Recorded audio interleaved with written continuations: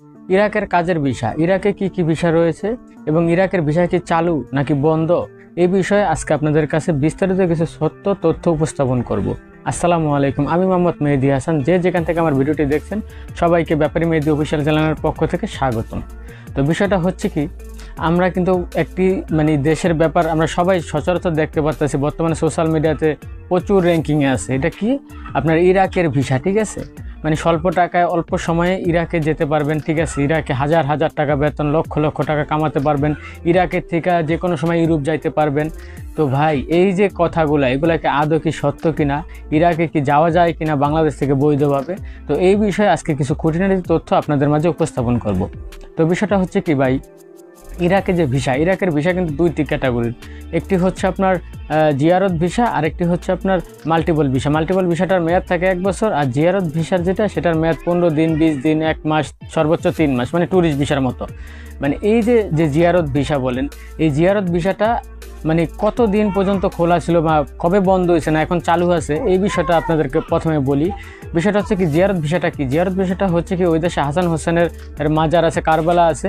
তো এই কারণে ওখানে এই জিয়ারত করার জন্য যে ভিসাটা ছিল, এটার নামে জিয়ারত ভিসা। তো এই ভিসাটা কিন্তু 18 সাল পর্যন্তই শেষ, এরপরে কিন্তু আর চালু হয়নি, বন্ধ হয়ে গেছে বাংলাদেশিদের জন্য। কেন বন্ধ হয়ে গেছে? ওই দেশের গভর্নমেন্ট দেখতে বলে একটা বিষয়, যে এই জিয়ারত ভিসা যারা ইরাকে আসে তারা আর বাংলাদেশে ফেরত যায় না, তারা ওখানেই থেকে যায়, তারপর অবৈধ হয়ে যায়, নানান ধরনের বিশৃঙ্খলাতে এর জন্য সৃষ্টি হয়। সরকারের ভাবমূর্তি নষ্ট হয়েছে যে ওখানে এই দেশের লোকগুলো গিয়ে আর আসে না। তো এই জন্য কী হলো, যে আমাদের দেশে যে বাংলাদেশিদের জন্য যে জিয়ারত ভিসাটা ছিল সেটা বন্ধ হয়ে গেছে। তারপর যে কোম্পানি ভিসাগুলো আছে, এগুলোও ভাই, যেটা সত্য কথা তিতা হলেও সত্য, এটা আপনার বিশ্বাস করতে হবে আর কি, যে ওখানে কিন্তু কোম্পানি ভিসাও বন্ধ, ঠিক আছে। একটা বিষয় হচ্ছে কি ভাই, অনেকেরই দেখি মনে করেন যে ভিউ কামানোর জন্য, ঠিক আছে, ইউটিউবে কিছু ভিডিওতে ভিউ হইব, এই জন্য মনে করেন যে মানুষের মাঝে বুং বাং খবরগুলা বললে বেড়ায়, ঠিক আছে, বুং বাং তথ্যগুলো মানুষকে দেয়, ঠিক আছে। আসলে এটা বিষয় না, বিষয় হচ্ছে কি, আপনার এই ভুলভাল তথ্যের কারণে মানুষের কিন্তু বিশাল ধরনের ক্ষতি হয়ে যেতে পারে। এটা আপনি সবসময় খেয়াল রাখবেন, মানুষকে ভুলভাল তথ্য দিয়া, ঠিক আছে। ওই যে বলবেন যে, ওই যে অনেকে দেখি কি এখনো পাসপোর্ট অফিস চিনে নাই, জীবনে কোনো দেশে যায়ও নেই, হ্যাঁ কয় কি লিবিয়া থেকে ইটালি কীভাবে যাবেন ওই সম্বন্ধে ভিডিও তৈরি করে। আরে ভাই, তুই আগে পাসপোর্ট অফিস কোন জায়গায় সেটা চিন, তুই তো তোরা মানুষের কি পরামর্শ দিস কীভাবে 7 দিনে যাবেন গা নিউজিল্যান্ড। আহারে কি যে ভিডিও করে, অন্তরিক দেশও যাইতে পারে, কোনো দেশে যাইতে পারে নেই। এরা মনে করেন যে দেয় আপনার বিদেশের যেই সব নলেজগুলো, গেম দিব কেমনে, কীভাবে কি ইউরোপ যাবেন। ভাই, ইরাক থেকে ইউরোপে যাওয়া মুখের কথা না, ঠিক আছে, বহুত কঠিন।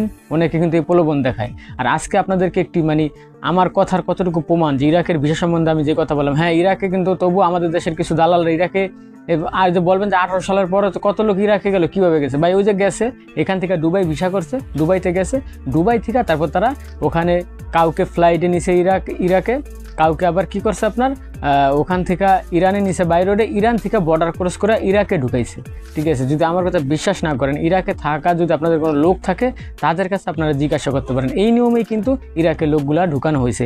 বাংলাদেশের কিছু অসাধু দালাল আছে, তাদের মাধ্যমে, এই সিস্টেমে, ঠিক আছে। কিন্তু বাংলাদেশ থেকে ওই দেশের গভর্নমেন্ট কোনো লিগেলি লোক নেয়নি, ঠিক আছে। আর আরেকটা বিষয় হচ্ছে কি, আজকে আপনাদেরকে আমি ওই ইরাকে অবস্থিত যে বাগদাদ হচ্ছে ইরাকের রাজধানী, ওখানে যে বাংলাদেশের দূতাবাস আছে, ওখান থেকে একটি নোটিশ দেওয়া হয়েছে, রিসেন্টলি একটি নোটিশ দেওয়া হয়েছে।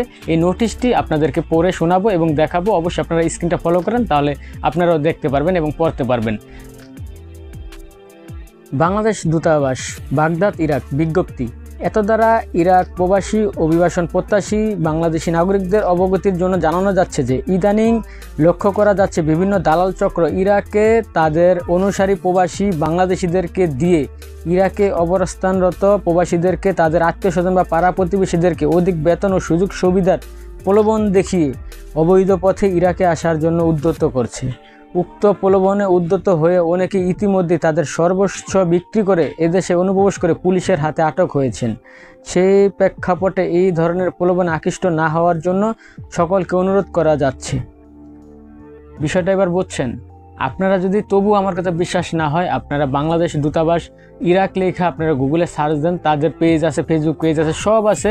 এবং কি আমি প্রমাণ দেখাতে পারবো, এমনকি তাদের পেজ বলেন, তাদের ওয়েবসাইট বলেন, সকল জায়গায় কিন্তু এই বিজ্ঞপ্তিটা দেওয়া রয়েছে, ঠিক আছে।